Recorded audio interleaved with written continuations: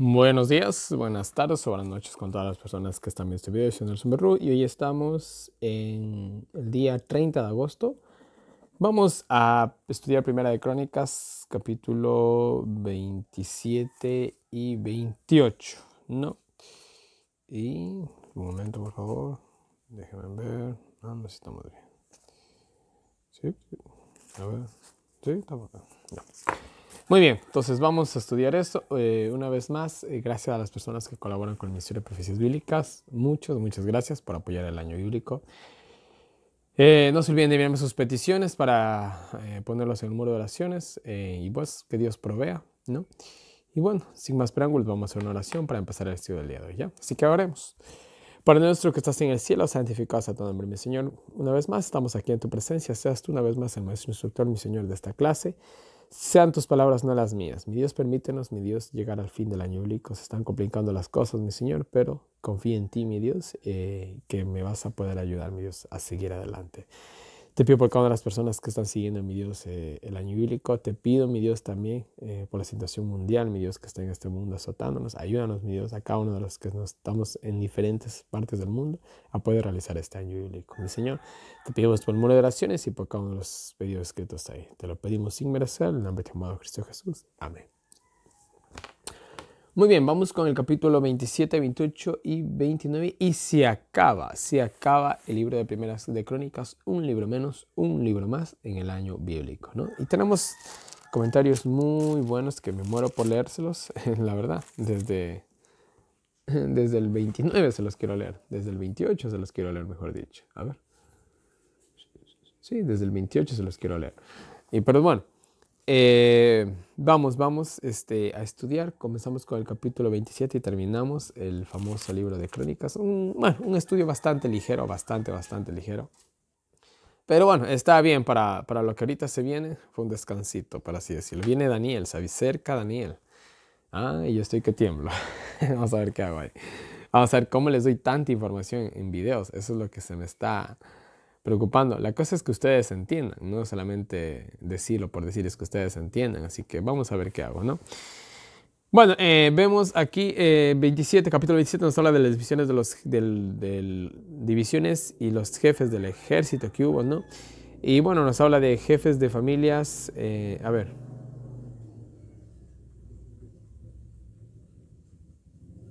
A ver un ratito.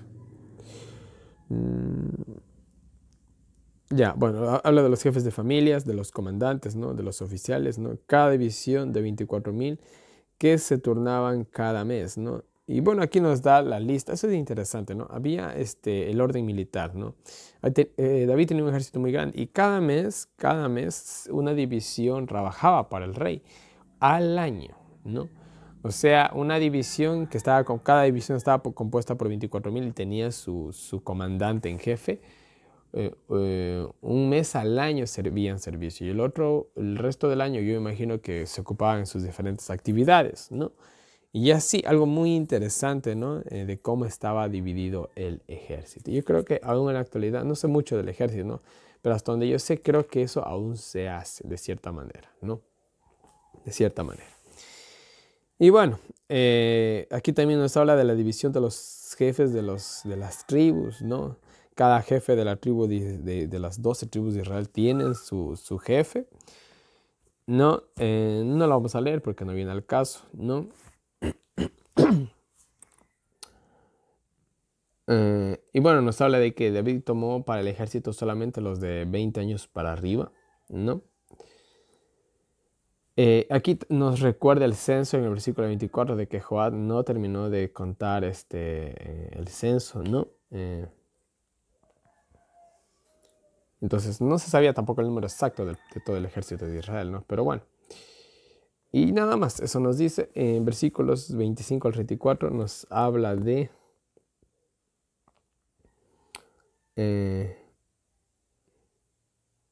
nos habla del administrador del patrimonio real, de las riquezas del rey, que era Asmavet, ¿no? Y nos habla de que administraba todo lo que eran los tesoros del rey, el campo, las ciudades, las aldeas, los castigos, ¿no? Aquí nos hablan hasta de las vacas, todo, ¿no? Todo eso administraba este hombre con obviamente sus subordinados, sus ayudantes oficiales, podríamos decirlo, ¿no? Bueno, versículo 32, 33, 34 nos habla de los otros funcionarios que tenía el reino, el cual, por ejemplo, tenemos a Jonatán, que era tío de David, que era consejero y escriba, ¿no? Ahitofel, que también era consejero del rey. Usaía, que era amigo o era el hombre de confianza del rey, ¿no? También nos habla de Joaidad, ¿no? Que también era el segundo hombre de confianza del rey, y Joab, que era el general del ejército de Israel. Y bueno, ahí termina prácticamente la reunión de todos, todo el orden, de todos los dignatarios que tenía el rey David y todo su orden, ¿no? Bueno, aquí vemos las instrucciones finales de David para el templo. Dice que David llamó a los principales de Israel, a todos los líderes, los jefes, príncipes, llámenlos como quieran, les habló y les dijo: yo quise edificar un templo a Jehová, pero Jehová no me lo permitió por haber derramado mucha sangre, así hemos visto. Pero eligió mi linaje para gobernar para siempre, ¿no? Jehová eligió a Salomón para que gobernara en mi lugar y me dijo que él edificaría el templo, confirmaría su reino y cumpliría mis mandatos, a la ley de Dios, ¿no? Y yo hoy les pido a ustedes, ¿no?, que obedezcan en todo a Dios para que siempre posean esta tierra. Fueron las instrucciones de David, ¿no? Sus últimas palabras prácticamente a los líderes, ¿no? Para que sigan en esa tierra y sus hijos también la puedan heredar, ¿no? Lastimosamente no siguieron lastimosamente el consejo de David. Y bueno, ya conocemos la historia del exilio, que justamente en eso estamos. Simplemente estamos estudiando el libro de Crónicas como para refrescar la memoria y nada más, ¿no? Pero bueno. Y bueno, se dirige ahora a Salomón, David, y le dice: mira, hijo mío, tú, Salomón, conoce a Dios, o sea, búscalo, ¿no? Trata de entenderlo, trata de estudiarlo, por así decirlo. Trata de tener comunión con Dios, con Él. Sírvele de todo corazón, ¿no? Pero si tú lo dejas, Él también te va a dejar, le dice, ¿no? Le da esa advertencia, por así decirlo, ¿no? Dios te eligió para que le haga su casa, el templo, ¿no? Y bueno, le deja eso, ¿no? Esa responsabilidad y ese privilegio al mismo tiempo a su hijo, ¿no? Y bueno, dice que David le dio el diseño a Salomón, ¿no? Todo el diseño de lo que había pensado, de las cosas de todo el templo, lo que rodeaba el templo, los cuartos aledaños al templo, las edificaciones, etc. Le dio instrucciones de lo que tenía que hacer los sacerdotes y levitas, ¿no? Le dejó mucho oro para los muebles, oro para los utensilios, oro para el altar y los querubines. Y bueno, dice que todas estas cosas, dijo David, me fue trazadas por la mano de Jehová, ¿no? O sea, bueno, aquí nos habla de un libro prácticamente, ¿no? Que obviamente está perdido en la historia, ¿no? Y bueno, dice que para este libro ayudaron tanto Samuel, Gad y Natán, y eso lo podemos encontrar en Primera de Crónicas 9:22. A ver, estoy mal. No, sí, está bien. Primera de Crónicas, capítulo 9, versículos 22, 33 y 34. Y Segunda de Crónicas 29-25, ¿no? Ahí fue donde, ahí había un libro, ¿no? Que David había escrito de las instrucciones divinas. Me imagino que hasta el dibujo del templo estaba ahí. Pero es un libro que, vuelvo y lo repito, se perdió en la historia, ¿no? Dios le había, esto ya vamos a hablar en los comentarios incluso, Dios le había instruido por medio de un ángel, por medio de Jesús más seguramente, de cómo él tenía que hacer el templo. Hasta el último detalle se había dado por orden divina. Nada quedó a la imaginación de David, nada. Es por eso también que interesante, ¿no? Que ahorita se quiere hacer el tercer templo. Es imposible hacerlo porque no se sabe el diseño original, ¿no?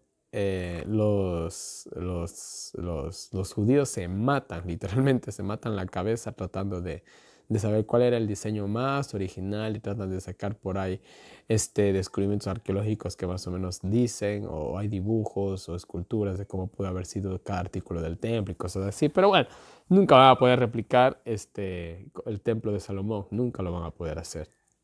No, pero bueno, sigamos en el estudio, ¿no? Entonces todo fue por orden divina, ¿no? Bueno, le dio ánimo que Jehová no le dejaría hasta que él terminara su labor, ¿no? Fueron las palabras de David a Salomón, ¿no? Le dice que quedan, ¿no? Sacerdotes, levitas y voluntarios que lo iban a ayudar, ¿no? O sea, dejó, podríamos usar una palabra popular o una anécdota popular, un dicho popular. David le dejó servida la mesa a Salomón, ¿no? Salomón solamente tenía que coger, hacer que se sienten todos y comer prácticamente, ¿no? Por así decirlo, ¿no? Y bueno, vamos al capítulo 29 que nos habla de la ofrenda para el templo. Y bueno, David se dirigió a los líderes que estaban reunidos. Acuérdense que había convocado a todos los líderes. Y les dijo, miren, mi hijo ha sido elegido por Dios, pero es joven e inexperto, ¿no? Ya que obviamente le faltaba mucho por vivir al hombre. Con todas mis fuerzas he preparado tesoros para la construcción del templo. He separado, ¿no? He separado y he preparado tesoros para la construcción del templo. Además, por amor al templo, yo entrego mi tesoro personal. David había dado hasta su tesoro personal, ¿no? Por amor al templo. Miren, es interesante esto. David no solamente dio lo que por ahí tenía, dio también lo que supuestamente le pertenecía a él, por así decirlo, ¿no? Y bueno, había dejado en total 100,000 kilos de oro. Eso es una bestialidad de oro. 230,000 kilos de plata. Y bueno, que eso era para forrar las paredes del templo, ¿no? Y el edificio. Para todo esto, quien quiera... a ver.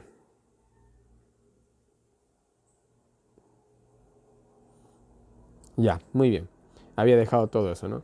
Y ahora le hace una pregunta. ¿Quién quiere ofrendar a Jehová? ¿No? Ahora le hace una pregunta a los máximos líderes que estaban reunidos. El que quiera también dar una ofrenda a Dios, como yo lo he hecho, que así lo haga. Entonces, miren, esto es bonito, ¿no?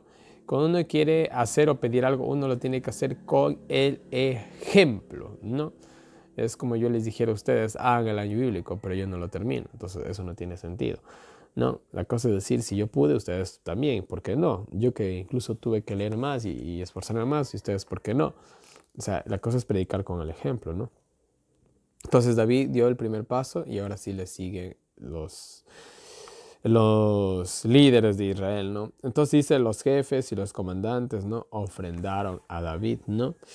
En total le dieron 3,300,000 creo que eran kilos de oro, 165,000 kilos, perdón, de hierro, 165,000 kilos de oro, 10,000 monedas de oro, 330,000 kilos de plata y 600 kilos de bronce, ¿no? O sea, dieron una bestialidad también ellos de todo esto, ¿no? Incluso superaron a la ofrenda que dio el rey, ¿no? Les dieron también piedras preciosas que sirvieron más adelante para donar el templo. Dice que así se gozó el pueblo y el rey, y David bendijo a Jehová. Todo es, bueno, y aquí da una oración muy bonita a ellos, ¿no? Y David reconoce que todo es de Jehová, la fortaleza, el honor, ¿no? Por eso te damos, dice, las gracias y te alabamos. Pues, ¿quién soy yo y este pueblo para ofrendarte? En verdad, todo es tuyo, ¿no? Ante ti somos como extranjeros, somos solo sombras. Todo lo que hemos donado tuyo es, ¿no? Entonces, miren, aquí es bonita esta oración que da David. Uno dirá, bueno, donaron bastante, sí, pero miren, todo es de Dios, ¿no? Todo es de Jehová. Entonces, ¿realmente tú qué le estás dando? Nada, simplemente le estás devolviendo lo que Él te ha dado para que administres. Esto es en cuestión también de los diezmos y las ofrendas, pero como ya también lo he dicho, vayan y vean ese video. Diezmos invertidos en armas. Deberíamos de seguir dando el diezmo a la iglesia adventista, se llama el título. A ellos les explico de que realmente somos responsables de los diezmos y las ofrendas que nosotros damos. Tenemos que ser muy sabios en ver que lleguen a buenas manos y que se use de manera correcta. No podemos simplemente coger y dirán, bueno, ellos le rendirán cuentas a Dios, yo voy a dar. No, eso no es bíblico, hermanos. Pero bueno, entonces miren, Jehová, pruebas el corazón, amas la rectitud. Por eso te ofrecí esto de corazón. Y miren, David lo que ofreció, lo ofreció de corazón, no por obligación o porque le sobraba, no, lo hizo de todo corazón, ¿no? Porque Dios ve las intenciones del corazón, ¿no? Jehová preserva estos pensamientos en el corazón de tu pueblo, encamínalos, ¿no? Y en otras palabras, David está pidiendo que esta misma disponibilidad que habían tenido los líderes y esta fidelidad la siga teniendo el pueblo, ¿no? Más adelante, ¿no? Que sigan siendo así. Y bueno, ahí termina su bonita oración. Y dice que David ordenó, dice...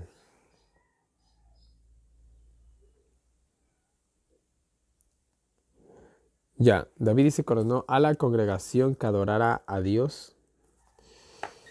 Y así se hizo, ¿no? Y también dice que el rey adoró a Dios. Todos los que estaban ahí adoraron a Dios, ¿no?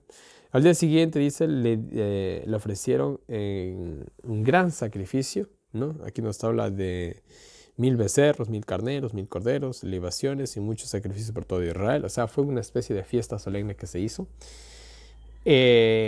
Comieron, bebieron con gozo y volvieron a investir a Salomón, ¿no? Y Sadoc por sacerdote, ¿no?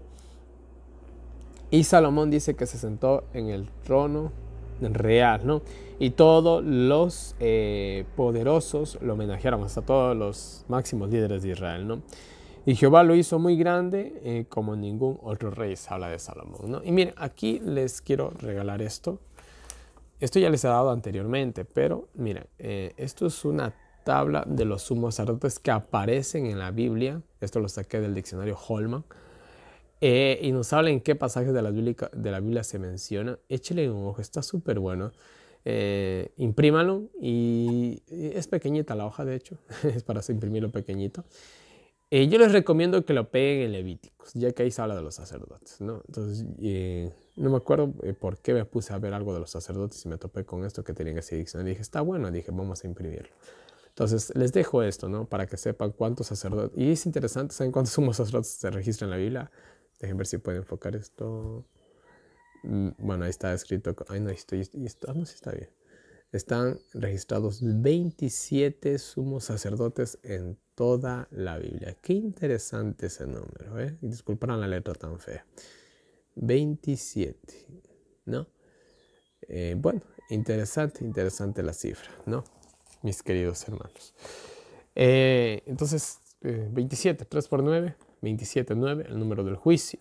Ya hemos hablado de los números en la Biblia varias veces, pero bueno. Imprímalo y pégalo en Levíticos para que sepan todos los sumos sacerdotes que hubieron y para que no se hagan bolas como a veces me hago yo, ¿no? Y eso, bueno, eso con Salomón, no hay más que decir. Y bueno, nos habla de la muerte de David, dice que así reinó David, reinó 40 años en Israel, 33 en Jerusalén, 7 en Hebrón, eso ya hemos visto, interesante que ha sido 33, la misma edad de Jesús, etcétera, etcétera, 7 años en Hebrón, bueno, ya hemos hablado de todos los números. Murió viejo y en paz. También que se habla de que muchos de los hechos de David están escritos en las crónicas de Samuel, de Natán y de Gad, libros que se han perdido en la historia, ¿no?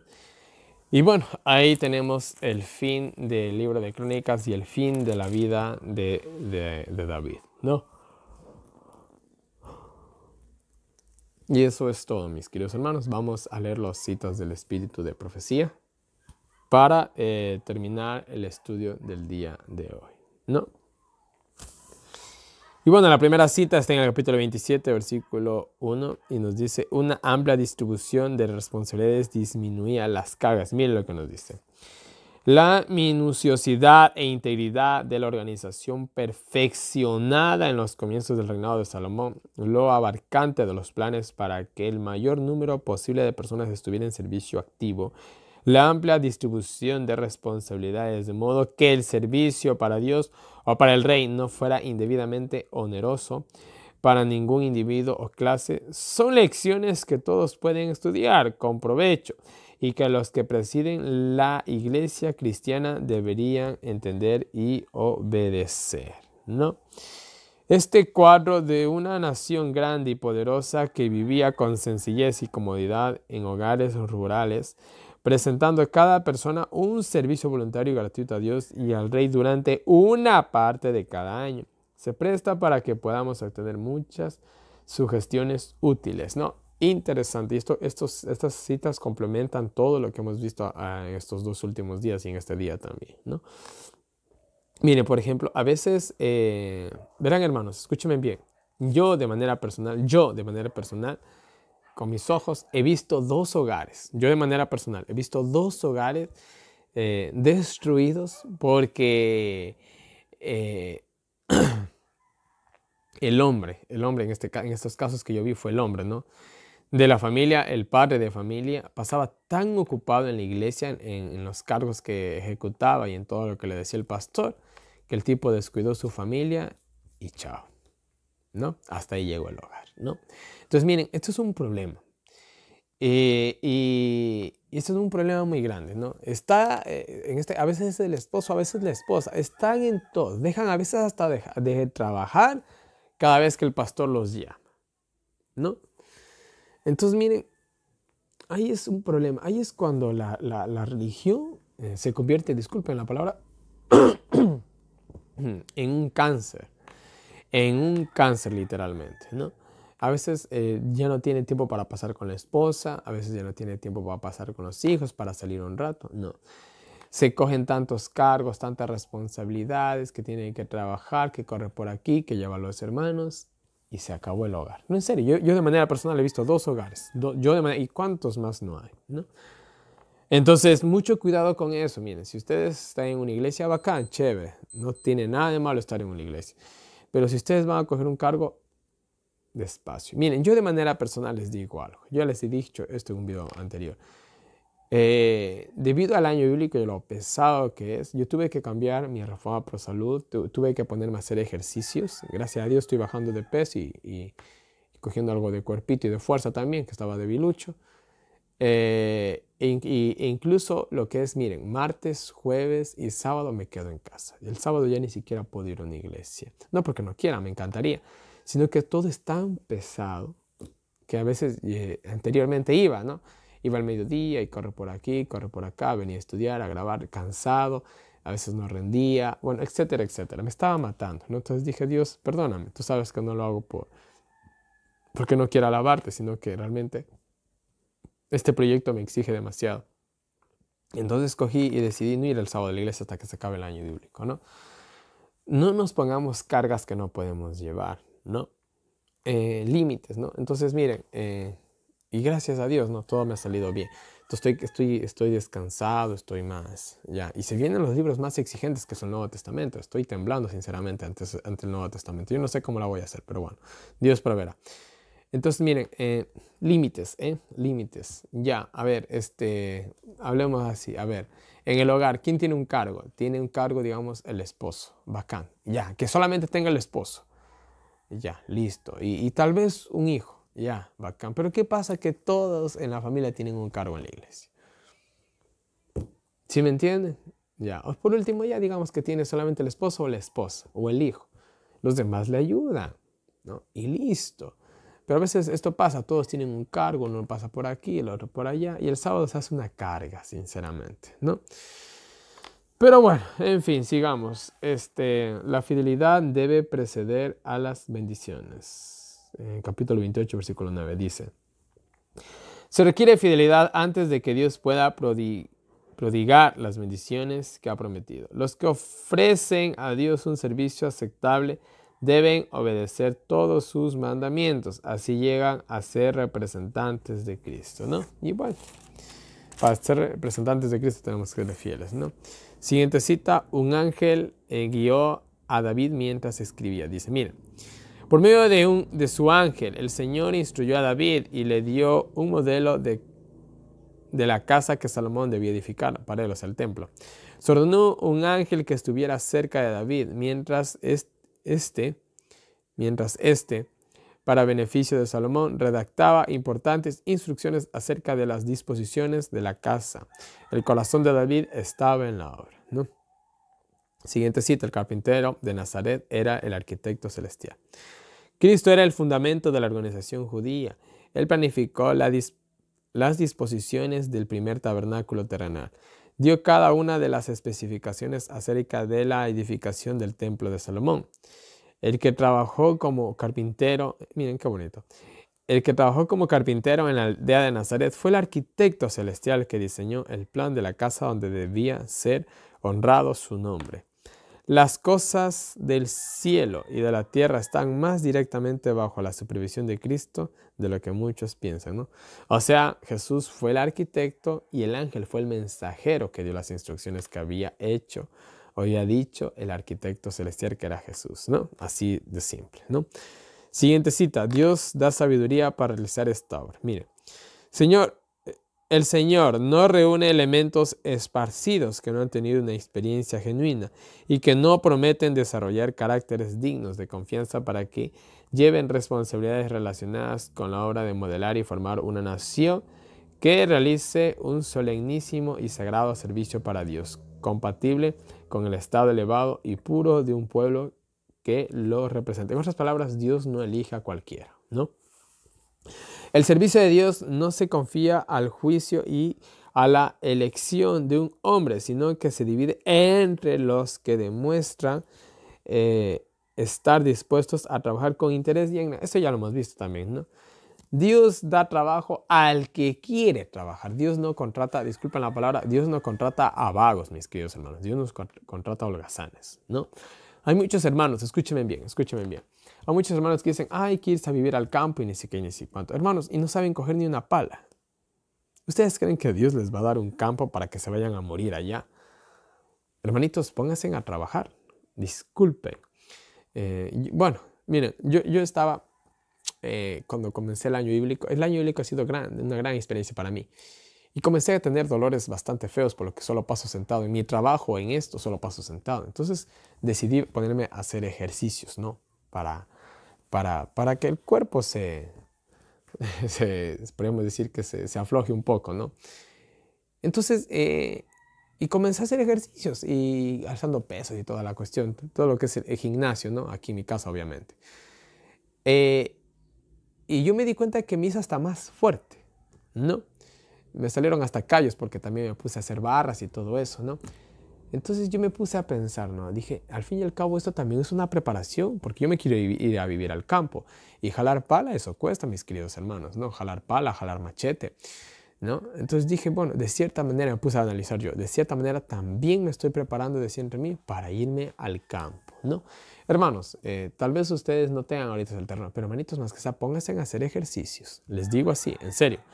Más que sea, pónganse para que cuando estemos en el campo no se nos haga tan pesado, ¿no? Entonces, eso es un pequeño consejo que les doy, ¿ya? Dios da al que quiere recibir, al que se prepara. Dios dame lluvia y no tienes ni una fuente para recoger el agua. Eso no tiene sentido, ¿no? Sigamos. Todo el servicio religioso y cada uno de sus aspectos debía llevar la rúbrica del cielo o la marca del cielo. Santidad a Jehová debía ser el lema de los que trabajaran en cada ramo. Bueno, ahí hablamos incluso hasta de los cargos que se llevan en la iglesia, ¿no? Pero bueno. El tabernáculo que debía llevarse por el desierto y el templo de Jerusalén que se construyeron de acuerdo con instrucciones especiales de Dios, ¿no? O sea, todo esto, el tabernáculo, el templo, todo se construyó con las especificaciones divinas. Nada fue puesto al azar, ¿no? En esta época del mundo, Dios ha dado a su pueblo mucho conocimiento e instrucciones acerca de la forma en que debe realizarse su obra. Sobre una base elevada y refinada y ennoblecedora, y se desagrada con los que no cumplen con el plan divino en su servicio. Separará a esos hombres de su causa y probará a otros que sí son autosuficientes, a su vez serán reemplazados por otros obreros. ¿Verán, mis queridos hermanos? ¿No? Hay una visión del Ellen G. White que dice que cuando ya llegue el momento crítico, dice que Dios va a levantar a nuevos líderes. Yo creo que ya lo está haciendo, de hecho, ¿no? Dios va a levantar a nuevos líderes. Miren, por ejemplo, Dios ha levantado a muchos predicadores en estos últimos años. Lastimosamente, nuestros líderes, nuestros pastores, nuestros evangelistas, oficiales de la iglesia, no predican ni el 10% de lo que debería de predicarse en esta época, ¿no? Dios ha levantado a otros. Dios ha levantado a otros y seguirá levantando más todavía, ¿no? Y eso es todo, ¿no? Miren, nosotros simplemente tenemos que hacer lo que Dios nos manda, ¿no? Y miren, algo interesante, algo que no me he dado cuenta, es como por ejemplo en la construcción de una iglesia. A veces las iglesias las construyen al modelo divino, al modelo terrenal y no al divino. ¿Cómo era el tabernáculo? ¿Cómo era el templo de Dios? Yo no digo que hagamos el templo de Salomón en su réplica, no. Usemos más o menos la estructura de cómo fueron hechos el templo y el tabernáculo para hacer iglesias. Pero hoy en la actualidad, por ejemplo, a una iglesia le ponen un obelisco, le ponen una torre en forma de triángulo. ¿El tabernáculo era así? ¿El templo de Salomón tenía forma piramidal? Cosas así. Piense. Cada una de esas construcciones eran prácticamente cuadradas. ¿Cómo son nuestras iglesias? ¿Qué tan grande fue el templo de Salomón y el tabernáculo? ¿Eran inmensos? Hoy tenemos iglesias hasta de 5 pisos, creo. Estadios. Pero bueno, sigamos nomás, ¿no? ¿Y dónde me quedé? Vamos a la siguiente cita. Dice, un siervo mezquino no puede agradar a Dios. La exhortación de David a Salomón y la forma en que se motivó a los que llevaban las responsabilidades de la nación debieran ser tenidas en cuenta por los que ocupan cargos de responsabilidad en la causa del Señor hoy. En nuestros días solo prospera el pueblo de Dios mientras guarde sus preceptos. Mire, en nuestros días solo prospera el pueblo de Dios mientras guarde sus preceptos. Y los que lleven responsabilidades se les ordena que consagren su servicio al Señor. Mire, administradores de asociaciones, administradores de iglesias, gerentes. Voy a también agregar aquí youtubers o ministerios independientes o ministerios de apoyo a la iglesia adventista o de sostén propio, llámenlo como quiera. Jefes de departamentos de nuestras instituciones, los que trabajan en la obra en el país o en el extranjero o en las redes sociales. Todos deben prestar un servicio fiel usando plenamente sus talentos para Dios. No le agrada al Señor un servicio mezquino. Le debemos todo lo que tenemos y somos. Todo o nada. Dios siempre es así. Nosotros tenemos que aprender a dar todo. Y miren, yo por ejemplo cuando llegué al mes de... Cuando terminé el mes de junio y iba a entrar a julio, se me vino esto a la mente. Una mala idea. Un mal pensamiento. Era de dejar el año bíblico a la mitad y retomarlo el próximo año. Y por un instante me tentó mucho la idea en la mente, porque estaba bastante agotado, al menos en esa época, en esos meses, ¿no? Pero algo me dijo, no. Si iniciaste eso, tienes que terminarlo. Dije entre mí, ¿no? Y también puse a pensar algo, ¿no? ¿Qué será lo que va a pasar el próximo año? ¿Habrá la posibilidad de terminar esto? Ya había empeñado mi palabra. Tengo ahí, tantas personas, de cierta manera, muchas personas hubieran aceptado y se hubieran resignado, pero otras hubieran quedado tan decepcionadas y yo mismo hubiera quedado decepcionado por haber sido tan débil, ¿no? Entonces, miren, ahí fue cuando realmente comencé a hacer muchos cambios alrededor de ese mes porque vi que no avanzaba y gracias a Dios hoy estoy mejor que nunca, ¿no? Entonces, miren, en el servicio de Dios hay que darlo todo, absolutamente todo, sin arriesgar tu vida tampoco, ¿no? Sin arriesgar tu vida y tu salud, ¿no? Entonces, miren, eso, mis queridos hermanos, ¿no? En las diferentes ramas de que nosotros hagamos la obra de Dios, tenemos que darlo todo, ¿no? Y la cita final dice, David y Dios eran socios. Se debiera considerar cuidadosamente este tema del uso de los recursos que nos han sido confiados. Miren, escuchen bien. Pues el Señor exigirá lo suyo con interés.